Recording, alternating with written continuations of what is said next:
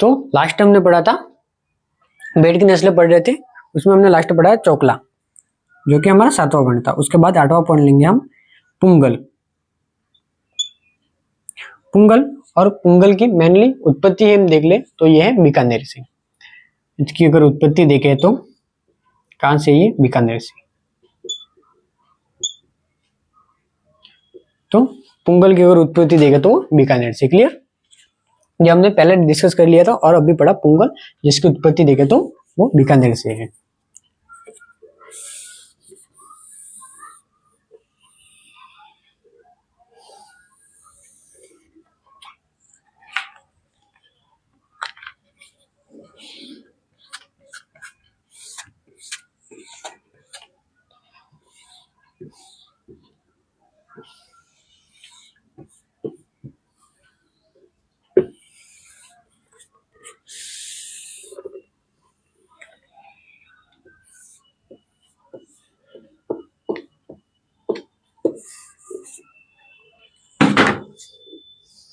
तो यहां तक क्लियर।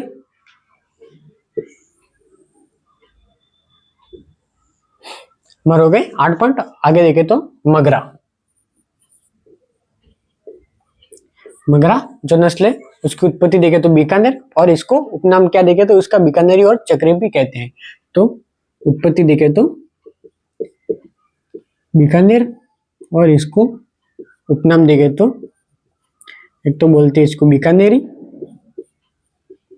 और इसको चक्री भी कहते हैं। मगरा के उत्पत्ति देखे तो बीकानेर और इसके उपनाम देखे तो बीकानेरी और चक्री भी कहते हैं। उसके बाद देखे तो गड्डी। गड्डी गड्डी की उत्पत्ति हमने देखी थी जम्मू कश्मीर, सॉरी उसके हिमाचल प्रदेश, और इसको मतलब कहाँ पाई जाती है, जो लगभग कुल्लू और कांगड़ा की घाटियों में पाई जाती है हिमाचल प्रदेश में। कहाँ इसकी उत्पत्ति देखे तो कुल्लू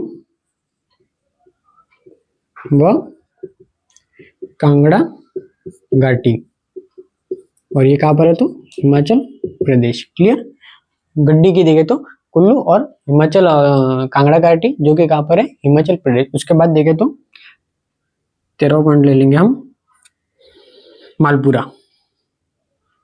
मालपुरा तो ये कहाँ पर है, मालपुरा टोक से, यानी कि इसकी उत्पत्ति देखे तो मालपुरा टोक। उत्पत्ति इसकी देखे तो मालपुरा टोक। मालपुरा की उत्पत्ति देखो, और इसमें क्या रहती है कि इसकी जो ऊन रहती है वो मोटी रहती है, तो इससे कालीन बनाने में हम इसका उपयोग करते हैं। तो इसकी मतलब देखे तो इसकी ऊन मोटी रहती है, तो फिर क्या करेंगे, कालीन बनाने में काम आएगी। कालीन बनाने में काम लेते हैं। मालपुरा की ऊन जो रहती है वो मोटी रहती है, तो वो कालीन बनाने में काम लेती है। और जो हमने पढ़ा राजस्थान की जो मेरिनो यानी कि मगरा, उसके सॉरी चोकला, राजस्थान के मेरिनो जिसे हम चोकला बोलते हैं, उसकी जो ऊन रहती है वो वस्त्र बनाने के लिए काम में लेते हैं। उसके बाद अगर देखें तो 14 पॉइंट सोनाड़ी। सोनाड़ी अगर उत्पत्ति देखे तो वो कौन सा, मतलब मेवाड़ क्षेत्र है, यानी कि लगभग उदयपुर और चित्तौड़। उत्पत्ति देखे तो उदयपुर और चित्तौड़, उदयपुर और चित्तौड़गढ़, उदयपुर और चित्तौड़, यानी कि लगभग मेवाड़ क्षेत्र। क्लियर, सोनाड़ी की अगर उत्पत्ति देखे तो उदयपुर और चित्तौड़, मेवाड़ क्षेत्र। और इसमें अगर देखे तो इसके क्या रहते हैं कि लटके हुए जो इसके कान रहते हैं वो लटके पत्तीनुमा इसमें कान पाए जाते। तो लटकते हुए पत्तीनुमा कान, लटकते हुए पत्तीनुमा कान, यानी कि सेम जैसे हम बकरियों में देखते हैं लटकते हुए पत्तीनुमा कान, वैसे ही इसमें ही होते हैं। यानी कि जैसे हम गिर गाय में भी देखते हैं वैसे ही इसमें ही रहते हैं। क्लियर, तो यहां तक हमारे 14 पॉइंट कंप्लीट।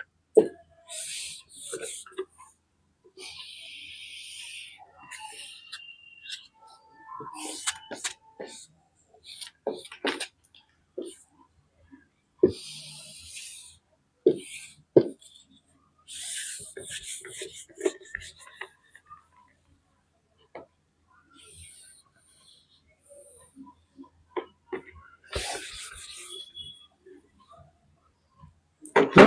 Point complete. अगर आगे हम लेंगे तो बाकरवाल, आगे हम लेंगे बाकरवाल।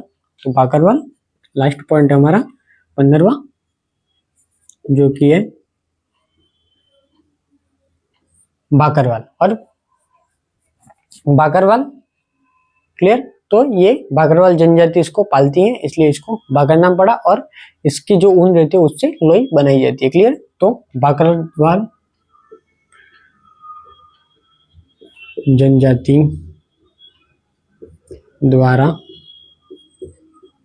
पाली जाती हैं और इसकी ऊन से लोई बनाते हैं, इसकी ऊन से लोई बनाते हैं। क्लियर, इसकी ऊन से लोई बनाते हैं। और अगर हम देखें तो जो हमने गड्डी पढ़ा आगे, और जो हमने गड्डी पढ़ा, जो गड्डी की नस्ल से क्या बनाएंगे, तो उसमें गड्डी से नस्ल से जो है वो शॉल बनाते हैं। कुल्लू जो शॉल आती है वो गड्डी नस्ल से बनाते हैं। और जो बाकरवाल है उसकी जो लोई बने, लोई क्या रहती है कि एक शॉल का ही एक रूप रहता है, थोड़ा बड़ा रहता है, उसको बोलेंगे हम लोई। क्लियर, जो ठंड से बचने के लिए मेनली यूज में करते हैं। क्लियर, तो हमारे इधर देसी नस्लें खत्म हुई। अब पढ़ेंगे हम भेड़ की विदेशी नस्लें।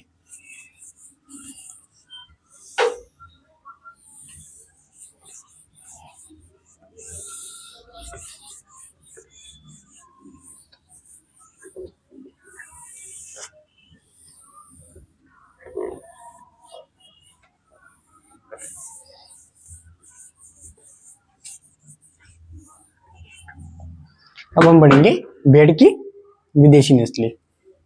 तो भेड़ की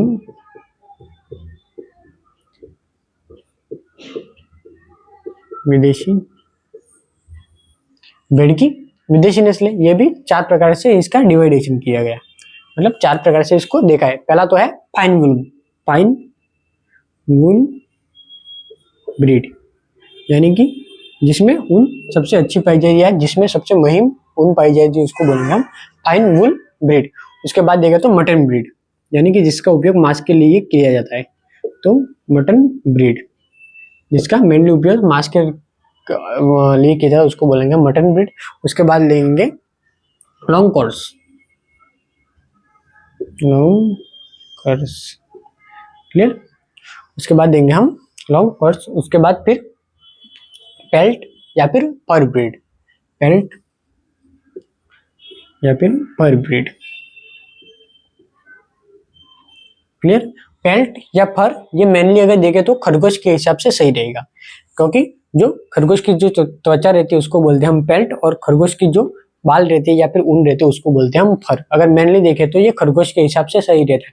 और अगर भेड़ के टर्म में बात करें तो एक नस्ल रहती है कराकुल, जो कि उज्बेकिस्तान से पाई जाती है, वो रहती है कराकुल। जो एक भेड़ की नस्ल रहती है उसमें जो मेमने रहते हैं, उसके जो मेमने रहते हैं उसको क्या करते हैं कि जो नॉर्मली जो भेड़ का गर्भकाल देखे तो 145 दिन का रहता है। क्लियर, तो उसमें 145 दिन का गर्भ रहता है। उससे पहले मतलब उसका जब ब्याह हो भी नहीं उससे पहले लगभग 130 दिनों में क्या होता है कि जो भेड़ रहती है उसका सिजेरियन कर लेते हैं, भेड़ का सिजेरियन कर लेते हैं, और उसमें से जो मेमने को तभी बाहर निकाल देते हैं। तब मेमने में क्या रहता है कि उसके ऊन नहीं पाए जाते, उसमें जो रहते हैं वो उसके चमड़ा ही पाया जाता है, तो उसके चमड़े को बोलेंगे हम पेल्ट, यानी कि जो मेमना रहता है उसके उस चमड़े को बोलेंगे हम पेल्ट। तो फिर उस मेमनों को बाहर निकाल के फिर वो उसके मतलब कपड़े बनाए जाते हैं, उसके चमड़े के कपड़े बनाए जाते हैं, उसी को बोलेंगे हम, मतलब जो मेमने का जो चमड़ा रहता है उसी को बोलते हैं हम पेल्ट। और जो मेमने का जो ऊन बोलेंगे वो रहेगा फर। अगर इसको मेनली हम देखें तो भेड़ में देखें तो कराकुल जो भेड़ रहती है उज्बेकिस्तान उसमें यूज में लेंगे, और अगर नॉर्मल देखें तो इसका यूज हम खरगोश में करते हैं। क्लियर, तो इसमें पहला देखें तो फाइन वूल ब्रीड, यानी कि सबसे अच्छी जो ऊन पाई जाएगी वो रहेगी मेरिनो में, यानी कि सबसे अच्छी। ऑल ओवर अगर सबसे अच्छी अगर ऊन पूछी जाए तो वो आएगी मेरिनो में, और अगर राजस्थान में पूछी जाए तो वो आएगी चोकला में। क्लियर? राजस्थान में अगर पूछी जाए तो वो आएगी चोकला में, और ऑल ओवर अगर पूछी जाए तो वो आएगी मेरिनो में। और इसके बाद अगर आएगी एक है रेम्बोइलेट।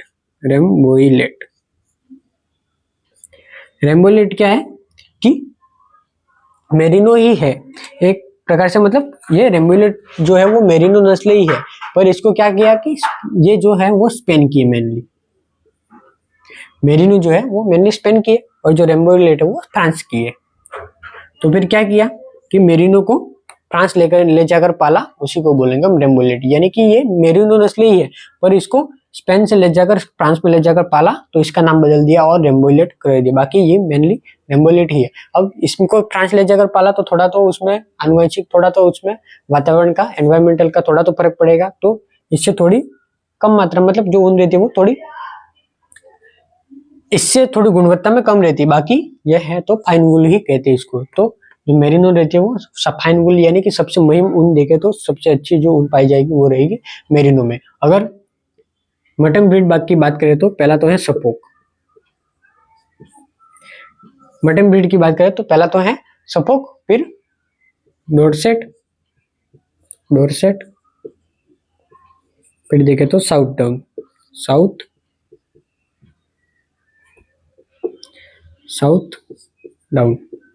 और अगर मटन ब्रीड की बात करें तो पहला तो सपोक, डोरसेट और फिर साउथ डाउन। फिर उसके बाद लॉन्ग कर्स वूल ब्रीड, यानी कि लॉन्ग कर्स वूल ब्रीड यानी कि लंबे बालों वाली, जो मतलब लंबे उसमें ऊन पाई जाएगी। इसमें जो ऊन पाएगी जाएगी मेरिनो वगैरह में यूं पाई जाएगी, मतलब जो एरिया में अगर उसका रेंज देखे तो वो फिर वो ज्यादा हो जाएगी, और एक रहेगी यूं सीधी, तो इसकी रेंज थोड़ी कम होगी। तो वुल मतलब लॉन्ग कर्स वुल ब्रीड, यानी कि लॉन्ग कर्स वुल ब्रीड, तो इसमें क्या रहेगी, जो ऊन रहेगी वो सीधी रहेगी, और जो मेरिनो वगैरह रहेगी उसमें यूं घुमावदार या फिर उलझी हुई ऊन रहती है। क्लियर? तो इसके अंदर आएगी एक तो लिंकन और एक आएगी लिसेस्टर। एक तो आएगी इसमें लिंकन और एक आएगी लिसेस्टर। और ये अगर देखें तो तीन और ये दो, ये टोटली 5 और 5 इंग्लैंड की ब्रीड है। ये 5 और 5 किसकी ब्रीड है? तो ये है 5 और 5 इंग्लैंड की ब्रीड। और जो पैरेट और फर में देखे तो इसमें एक ही ब्रीड आएगी, जो कि आएगी कराकुल। और कहाँ की है? तो ये उज्बेकिस्तान की है। तो एक आएगी ये फिर कराकुल, तो इसकी उत्पत्ति दे दो उज्बेकिस्तान। क्लियर? तो हमने अभी हम पढ़ रहे विदेशी नस्ल, यानी कि भेड़ों की विदेशी नस्ल हम पढ़ रहे। उसमें से अगर देखें तो फाइन वूल ब्रीड, यानी कि सबसे अच्छी ऊन किस में पाई जाएगी? तो मेरिनो और रेम्बोइलेट। अगर दोनों में पूछी जाए तो सबसे अच्छी या फिर ओवरऑल सबसे अच्छी अगर पूछी तो वो आएगी मेरिनो में, यानी कि सबसे अच्छी अगर देखें तो मेरिनो में आएगी। उत्पत्ति कहाँ से? फ्रांस से। और मेरिनो को ही फ्रांस में ले जाकर पाला।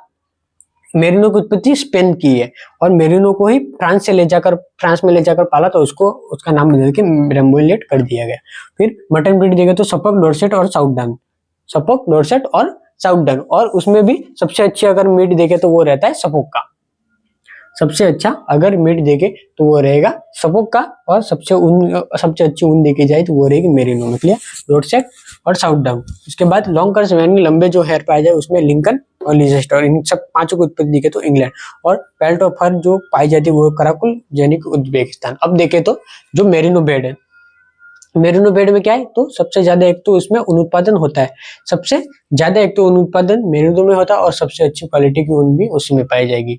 और फिर जो रेम्बोइलेट है उसको मतलब स्पेन से ले जाकर ही मेरिनो को फ्रांस में ले जाकर पालना, तो उसको हम नाम बदल दिया, फिर कर दिया उसको रेम्बोइलेट। फिर उसके बाद देखें तो सपोक में क्या रहेगी? सबसे अच्छी क्वालिटी का मटन, मतलब सबसे अच्छी क्वालिटी का मटन या फिर सबसे अच्छी मटन जो हम देखेंगे वो देखेंगे सपोक में।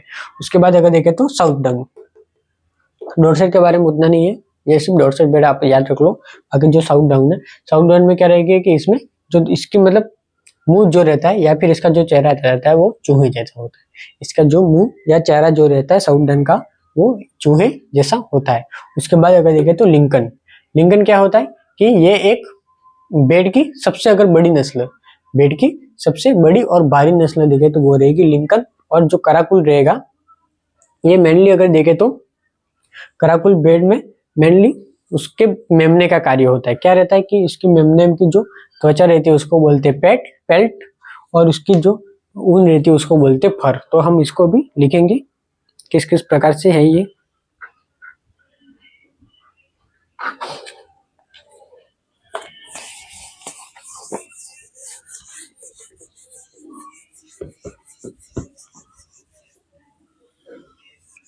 तो पढ़ रहे हम भेड़ की विदेशी नस्लें।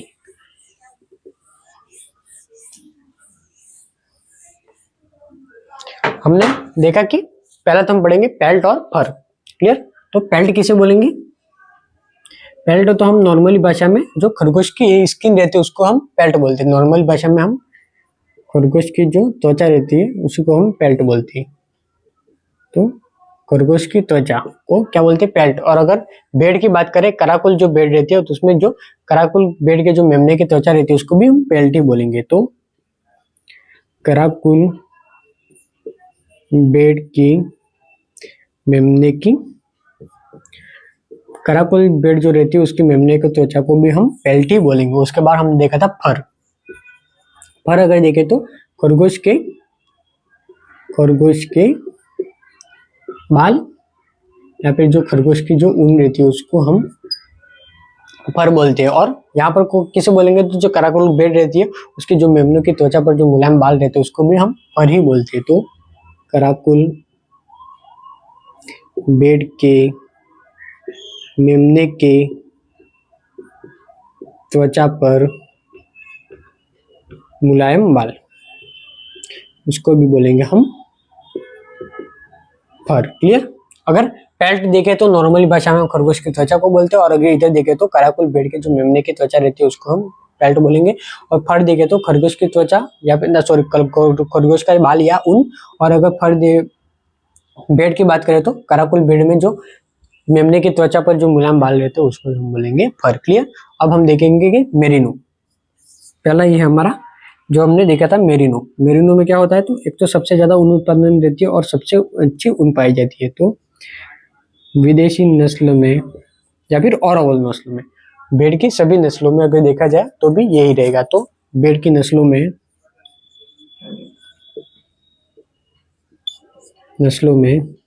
सबसे ज्यादा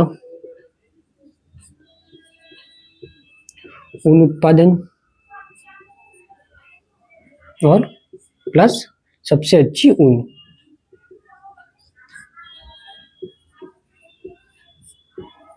यानी कि अगर भेड़ की ओवरऑल भेड़ की नस्लों में देखें सबसे अच्छा ऊन उत्पादन भी इसी में होता है और सबसे अच्छी जो ऊन रहती है वो भी इसी में होती है, और सबसे ज्यादा जो ऊन उत्पादन होता है वो भी इसी में होता है। और अगर बात करें रेम्बोइलेट की, आगे है रेम्बोइलेट। तो रेम्बोइलेट को क्या है? स्पेनिश जो मेरिनो है उसको फ्रांस में ले जाकर पाला, तो उसी को बोलेंगे हम रेम्बोइलेट। यानी कि यह स्पेनिश मेरिनो से तैयार है की गई है। यह स्पेनिश मेरिनो से तैयार की गई है। क्लियर। इसके बाद हमने पढ़ा था कि सपोक। तो सपोक क्या रहता है कि इसमें सबसे अच्छी मटन ब्रीड कहते हैं। सपोक तो सबसे अच्छी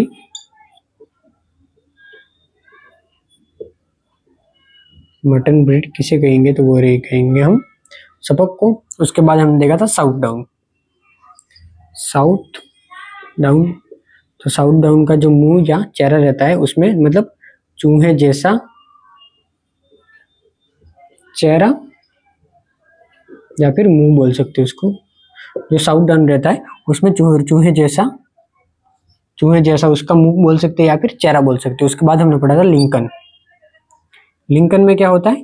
भेड़ की एक तो हम सबसे बारी नस्ल भी बोल सकते हैं और सबसे बड़ी नस्ल भी बोल सकते हैं। तो भेड़ की सबसे बड़ी नस्ल, एक तो सबसे बड़ी नस्ल, तो सबसे बड़ी रहेगी तो उसका वजन भी ज्यादा रहेगा, तो सबसे भारी नस्ल भी यही रहेगी, सबसे भारी नस्ल।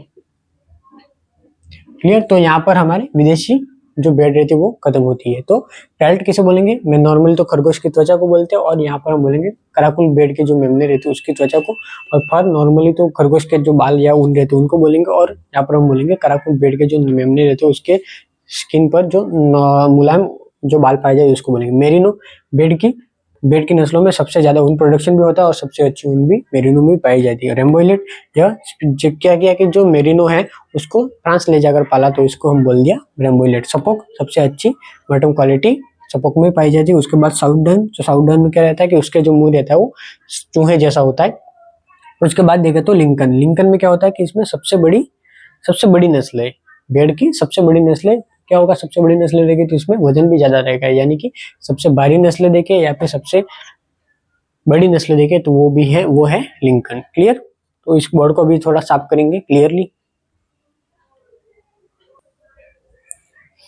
क्लियर। तो हमने अभी पढ़ा था भेड़ की विदेशी नस्लें, अब हम पढ़ेंगे भेड़ में क्रॉस।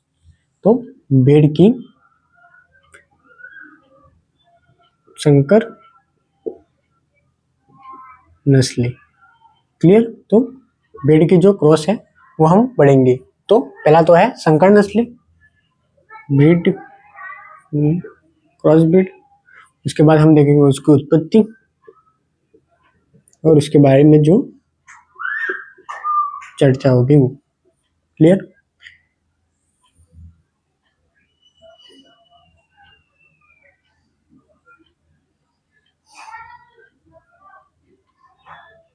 क्लियर। तो भेड़ की हम क्रॉस ब्रीड पढ़ रहे हैं जिसमें पहला ही है हिसार डेल,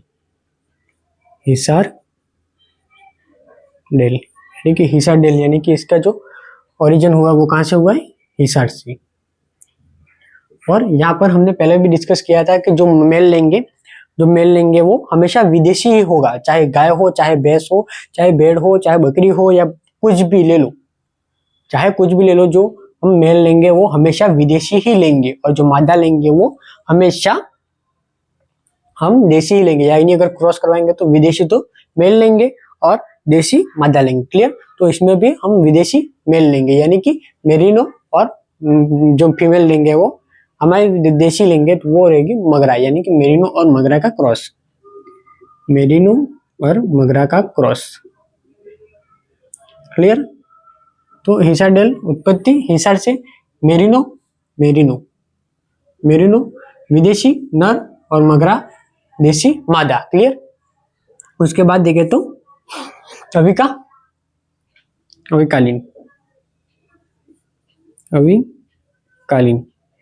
अवि मतलब अवि का नगर, और कालीन का मतलब कालीन। क्लियर। और इसका CSWRI अविका नगर टॉक, इसकी उत्पत्ति हुई है, और अविकालीन यानी कि अविका नगर में उत्पत्ति हुई है, और कालीन बनाने के लिए हमने पहले भी पढ़ा था कि कालीन बनाने में किसकी ऊन काम में लेंगे, तो वो लेंगे हम मालपुरा की। और तो हम जो मादा लेंगे वो तो मालपुरा की लेंगे, वो भी देसी माद जो लेंगे हम मालपुरा की लेंगे, और जो नर लेंगे वो लेंगे रेम्बोइलेट। क्लियर। तो रेम्बोइलेट और मालपुरा का टॉक करवाएंगे हम अविकालीन के लिए। उसके बाद हम लेंगे अविका वस्त्र, अवि वस्त्र सेम CSWRI अविका नगर मालपुरा टॉक। फिर उसमें कौन सी लेंगे, तो हमने देखा था कि अवि वस्त्र के लिए तो हम कपड़े के लिए तो हम चोकला का उपयोग करेंगे, और जो कालीन के लिए हम मालपुरा का उपयोग करेंगे, हमने पहले ही पढ़ा था। तो इसमें लेंगे हम एक तो रेम्बोइलेट का क्रॉस करवाएंगे हम चोकला से। क्लियर। क्रॉस का जो निशान है वो हम क्रॉस क्लियर देखेंगे, और जो कोमा करेंगे वो मिश्रण है, मिश्रण एक क्रॉस नहीं है, उसके जैसे लक्षण दिखाई देते हैं, और जब हम क्रॉस लगाए मतलब उसमें प्रॉपरली उसमें क्रॉस किया गया है। फिर देखेंगे अविमास, ये भी सेम अविका नगर में करवाया। अविमास यानी कि जिसका उपयोग हम मांस के लिए करेंगे। मांस के लिए कौन कौन सी भैंस है, तो भेड़े हैं, तो एक तो है सपोक और डॉर्सेट, ये दोनों तो हम मांस के लिए हमने पढ़ा था। विदेशी जो नस्लें, अब विदेशी नस्लों का ही हम मेल लेंगे और जो मादा लेंगे वो देशी नस्ल लेंगे, तो मालपुरा और सोनाली, मालपुरा और सोनाली की हमने मादा ली। क्लियर। तो इसमें 4 नस्लें रहेगी, एक तो रहेगी उसमें सपोक, डोरसेट और मालपुरा और सोनाली। क्लियर। उसके बाद हम लेंगे अविशान। Avishaan Avishaan same CSWRI। अब तो इसमें हम 3 बेड़े लेंगे, गैरोल, मालपुरा, जो गैरोल और मालपुरा का तो लेंगे हम। अब देखो यहाँ पर हम मालपुरा जो कि हमारा देशी नस्ल है उसी का हम मेल ले रहे, और एक गैरोल यानी कि बड़ी नस्ल है। गैरोल एक बड़ी नस्ल हमने पढ़ा था, तो गैरोल नस्ल मतलब इसमें तीनों हम देशी नस्ल है। गैरोल भी देशी है, मालपुरा भी देशी है, और हम जो क्रॉस करवा रहे हैं वो भी देशी है, यानी कि पाटन बड़ी।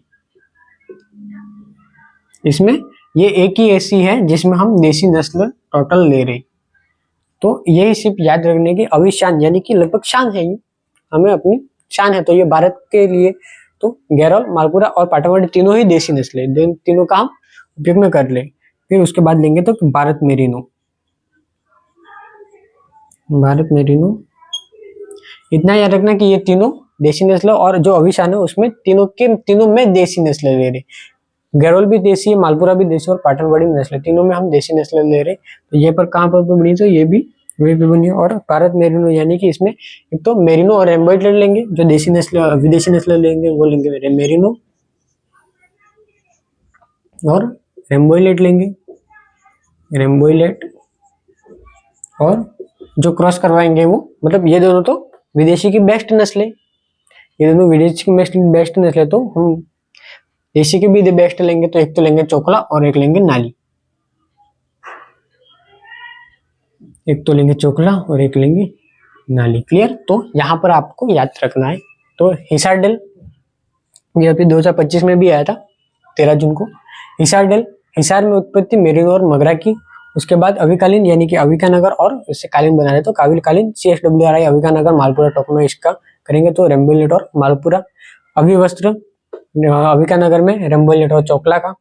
अभिमास सैम, सपोक, डोरसेट और मालपुरा सोनाली का। अविशान, इसमें तीनों देशी नस्ल लेंगे, गैरोल और मालपुरा का तो नर लेंगे और पाटनवाड़ी का मादा लेंगे। फिर अविशानों के भारत मेरिनो, सैम, मेरिनो, रेम्बोइलेट हम लेंगे। उसके बाद हम चोकला और नाली की फीमेल लेंगे। क्लियर। तो यहाँ पर हमारा बेड की नस्लें भी कंप्लीट होता है, बेड की नस्लें कंप्लीट। क्लियर। उसके बाद हम लेंगे बकरी की नस्लें।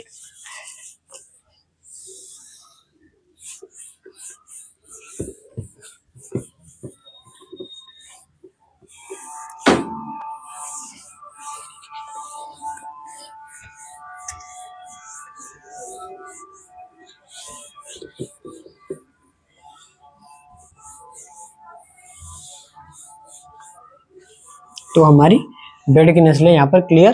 अब हम लेंगे कि बकरी की जो देशी नस्लें वो, तो बकरी की देशी नस्लें, बकरी की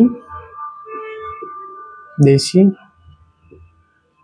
नस्लें। अब बकरी की जो देशी नस्लें उनको भी हम 4 भाग में डिवाइड करेंगे, उत्तरी भारत, पश्चिमी, उत्तरी पश्चिमी, दक्षिणी भारत और जो इसमें पूर्वी भारत है, यानी कि उत्तरी हिमालय क्षेत्र की नस्लें, उत्तरी हिमालय क्षेत्र की नस्लें।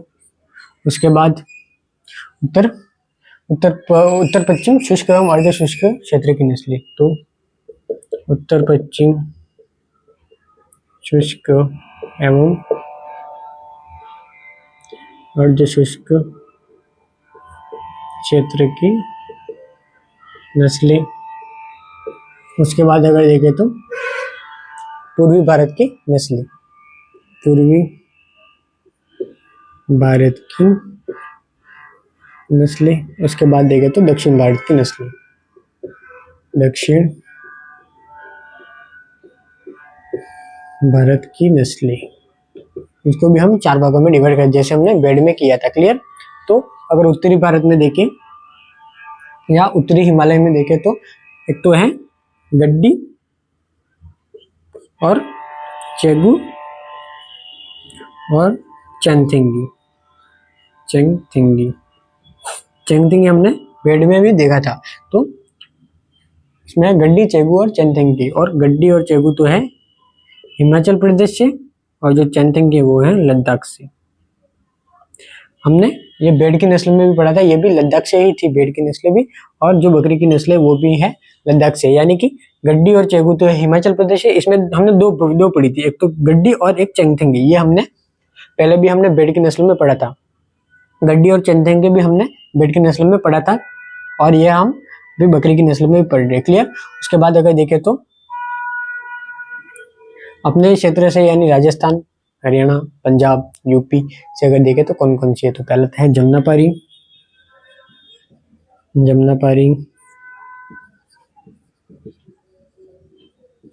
बारबरी,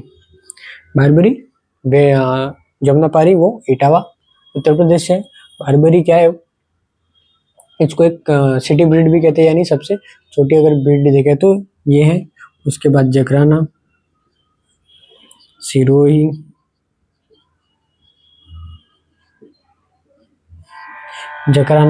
सिरोही, फिर मारवाड़ी, कच्ची,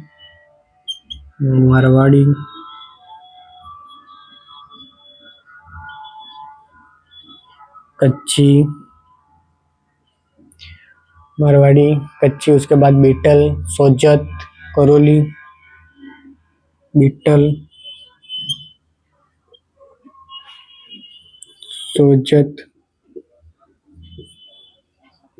करोली, और गुजारी। ये अपने राजस्थान के लगभग एरिया के ऐसे मान लो। फिर पूर्वी भारत से देखें तो एक तो है ब्लैक बंगाल,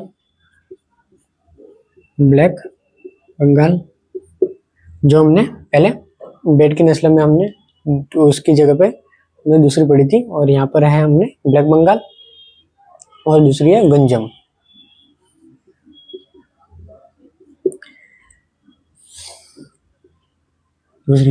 उसके बाद अगर दक्षिण भारत की देखें तो एक तो है मालाबारी,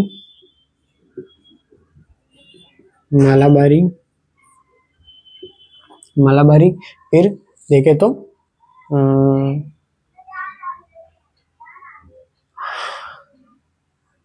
उस्मानाबादी, फिर देखें तो सांगानेरी।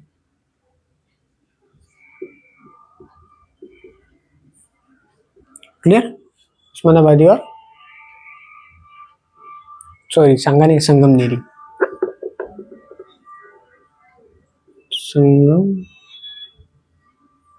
सांगानेरी तो आबू प्रिंट है। क्लियर। यानी कि उत्तरी हिमालय क्षेत्र से देखे तो गड्डी, चेगू और चेंगथिंगी, जिसमें गड्डी और चेगू तो हिमाचल प्रदेश से और चेंगथिंगी है लद्दाख से। जिसमें हमने बेड की अगर नस्लें देखे तो गड्डी और चेंगथिंगी भी हमने देखा था। जमुनापारी इटावा से। फिर हमने अगर बेड में देखे तो मारवाड़ी हमने बेड की नस्लों में भी देखा था, और गंजम भी देखा था बेड की नस्लों में। क्लियर। तो ये जो है ब्लैक बंगाल वो है पश्चिम बंगाल से, और गंजम तो है उड़ीसा से। उसके बाद अगर जो मालाबारी है वो देखे तो केरल से है, और ये उस्मानाबादी और संगमनेरी ये है महाराष्ट्र से, यानी कि एमएच। क्लियर। तो अगर देखें तो उत्तरी हिमालय तो गड्डी और चेंगू है हिमाचल प्रदेश से, चेंगथिंगी लद्दाख से, जमुनापारी, बारबरी, जगराना, हिरोई, जमुनापारी है इटावा यूपी से, बारबरी है ये लगभग भरतपुर एरिया आ गया, भरतपुर और यूपी का एरिया आ गया। उसके बाद जकराना है सिरोही से, मारवाड़ी से, कच्ची के रंग गुजरात से, बीटल, सोजत पाली से, करोली से, और गुजारी। उसके बाद अगर ब्लैक बंगाल देखे तो बंगाल से, गंजम देखे तो ओडिशा से, मालाबारी देखे तो केरल से, उस्मानाबादी और संगमनेरी देखे तो महाराष्ट्र से। क्लियर। अब हम पढ़ेंगे कि ब्लैक बंगाल जो रहती है जैसे हमने पहले बेड में देखा था वैसे ही सेम रहता है कि इसमें जो रहता है ब्लैक बंगाल जो रहती है उसमें सबसे अच्छा अगर च्युइंगम देखे तो ब्लैक बंगाल में रहता है। सबसे ज़्यादा बच्चे पैदा करने की क्षमता भी ब्लैक बंगाल में रहती है। और इसमें क्या रहता है कि इसके एक चमड़ा पाया जाता है, मोरक्को नाम का एक चमड़ा प्राप्त होता है, इससे मोरक्को नाम का चमड़ा प्राप्त होता है। यानी कि ब्लैक बंगाल में अगर देखें तो एक तो सबसे अच्छा च्युइंगम पाया जाता है, इसमें सबसे ज़्यादा बच्चे पैदा करने की क्षमता भी रहती है और सबसे अच्छा इसमें एक चमड़ा पाया जाए, जिसको बोलेंगे हम मोरक्को नाम का एक चमड़ा पाया जाए। उसके बाद अगर देखें तो जमुनापारी में क्या है कि सबसे बड़ी अगर बकरी की नस्ल देखे, सबसे भारी बकरी की नस्ल देख ले। और इसमें क्या रहता है कि सबसे जो मतलब सुंदर नस्ल अगर देखे तो भी जमुनापारी भी रहती है। सुंदर नस्ल कैसे रहेगी तो इसमें एक तो रोमन नस्ल पाई जाएगी और इसका जो चमड़ा रहे मतलब जो बाल रहेंगे वो चमकदार रहेंगे और एकदम सफेद क्रीमी उसका चमड़ा रहेगा। सफेद क्रीमी उसकी चमड़ा यानी कि त्वचा जो रहेगी वो सफेद क्रीमी एकदम चमकदार रहेगी। और देसी नस्लों में सबसे ज्यादा अगर मिल्क प्रोडक्शन देखें तो वो भी जमुनापारी में होता है। और इस पे क्या रहता है बटक्स यानी कि जो पिछला बकरी का जो पिछला हिस्सा रहता है बटक्स, उस पे क्या रहता है घने बाल पाए जाते हैं, इसको हम